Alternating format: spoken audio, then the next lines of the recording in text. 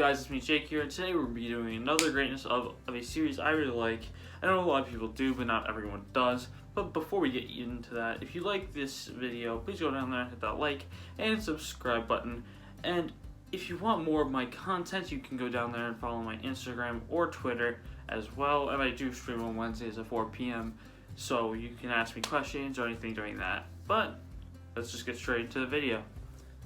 The series we're going to be talking about today is a series I really love. Now, you guys all probably know what the series is because I talk about it a lot. I have 3 videos on it, so you guys probably already know what I'm going to be talking about because it's finally getting greatness of. That's Black Clover. Now, I really love Black Clover. I think everyone that watches my videos on a consistent kind of basis knows Black Clover is one of my favorite mangas.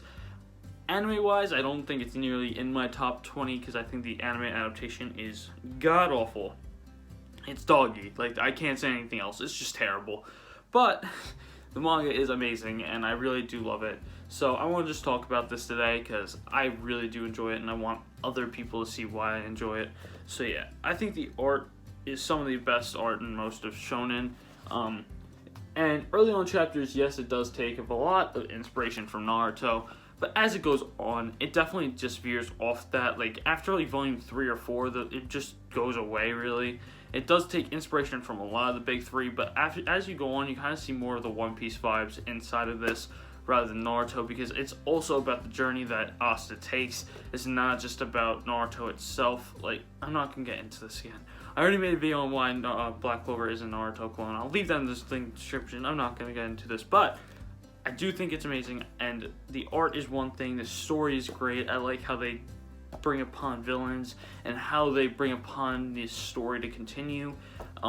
It always keeps ramping up with the story where you think it can't get any bigger, and then it does.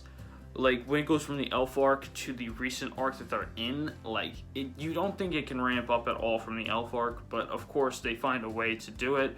So what can you do? Like, it's insane what Tobata can do when it comes to ramping things up in a way that it just makes it think they can't ever ramp up again. But they can. Like, they do it. Like, it's insane to do. And I like how the cast is more focused upon character interactions. Like, the story is way more focused on character interactions, and that's like what the main driving force is for the series, because there's so many insanely nice written characters, and I love how they interact. Like, whenever Seke and Yami interact, great page I just pulled up for that because there's Yami on this and then Seke right there. Of course, in the early on volumes, they also kind of do, Yami does look quite different in the first couple volumes. So that's just to let you guys know, he does go back to what the anime looks like in a matter of like 3 volumes. I don't know why, it just is. But I also do like the foreshadowing in Black Clover. If you don't know, they literally showed most of the Black Bulls in chapter 2, if I don't believe. Now, I'll look for it and show you guys if I can see it, so just give me 1 second.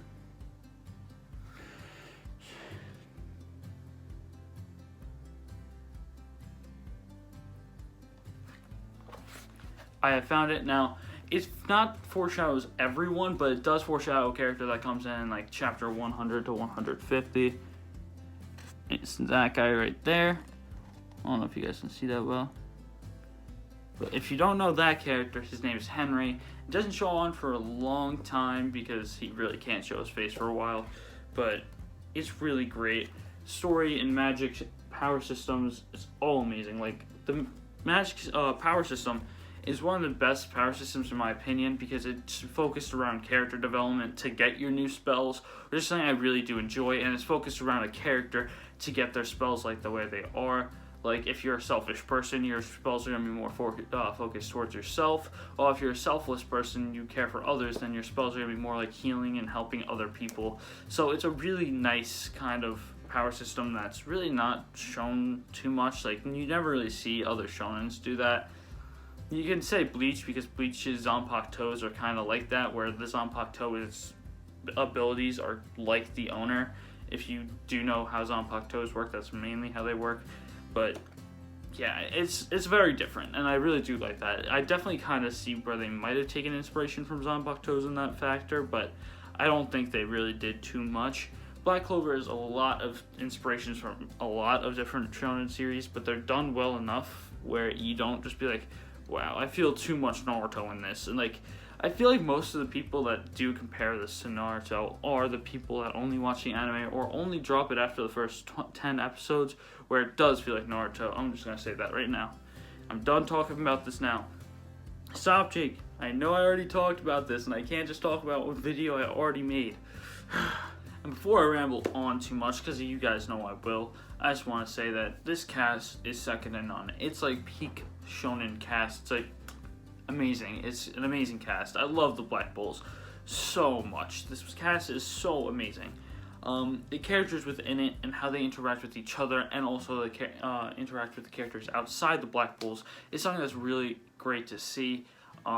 Because there's like two sides of a coin when it comes to Magic Knights, others outside the Black Bulls and how they treat the Black Bulls. It's either like they respect them for being Magic Knights, or they don't respect them because they're the weakest Magic Knight squad, when in all reality, they definitely aren't the weakest Magic Knight squad. If you really look at it, they are definitely stronger than most squads. It's just, ever since Asa joined, they've been trying to climb up the ranks, kinda. But before Asa joined, they did not try to climb up the ranks at all.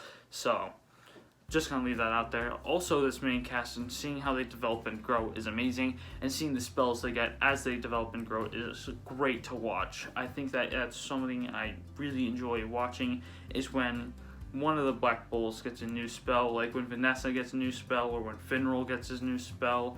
When anyone gets a new spell, it's because of their character development, because they did something that's outside their comfort zone. They got a new spell that was awarded to them. So I really do like when I see that. Even when Noelle got her new spell, when Noelle got her Sea Dragon's Lair spell, I think that's the name of it, it's the one with the dragon. I think you guys all know what I'm trying to talk about. But when she got that spell, it was a really great moment when she got that spell. I really like this cast and how they developed. It was a really well-developed cast, and seeing what happened recently is kind of sad with the cast. I'm not going to say, like, oh, it's sad because of nothing. Like, it's sad because of what recently happened in the manga. Something happened, they all got depressed. That's why I'm saying they're sad. It's sad to see them sad, if you know what I mean. But to get out of that, because I don't want to spoil anything of recent chapters, because I know people collect physically, and that's not physically out yet, because I've been reading weekly on the Viz app for a while now, but I just collect the volume since I kind of do like rereading it in physical format, so just wanted that to be known. But yeah, I really do love these characters, and how they drive the story is something that's bar none. It's really well done with how they have these characters like drive the story throughout different arcs, and seeing how they develop through these different arcs and seeing how they push along the story is so great to see. And it's so hard to make a cast of this many characters so lovable, but they do it. Like, this cast is like 13 to 14 characters. Like, that's hard to make it lovable, but they do it somehow, and it's really great to see. So that's it with the cast. That's all I want to talk about for the cast. The story, I love how the story is set up in this world. The story can just like go like this, not like bad to good, but like you are not expecting some of the turns. Mostly during the elf arc, you're not expecting some things to happen during that arc, but when they happen, it's insane to see. Like when the actual villain shows up in the elf arc, you're like, what? And then he explains everything, and no one expected that twist. No one expects that twist during the elf arc, and that was just something amazing to see. Like, seeing how the story can be like changed dramatically, but it's done in a way that's so perfectly written that it makes sense why it did that turn. It's so great. And it's not like that turn was like because it was going to bad. It turned because the story had to, or else it would have, like, it turned for the better, if you know what I mean. So yeah, I really do love that. I do love the story, cast, everything. The art is S tier and shonen and just battle shonen art. It's up there with like the Bleaches and stuff for me. So that, if that says anything, I love Bleach. I'm a Bleach fanboy, so yeah. But I think that's it for this video. I hope you guys enjoyed, and if you do, please hit that like and subscribe button. If you want, you can also check out my Instagram or my Twitter as well, and I do stream on Wednesdays at 4 p.m. if you guys would like to come along. So yeah, I hope you guys enjoyed, and I hope I see you guys next time. So, peace!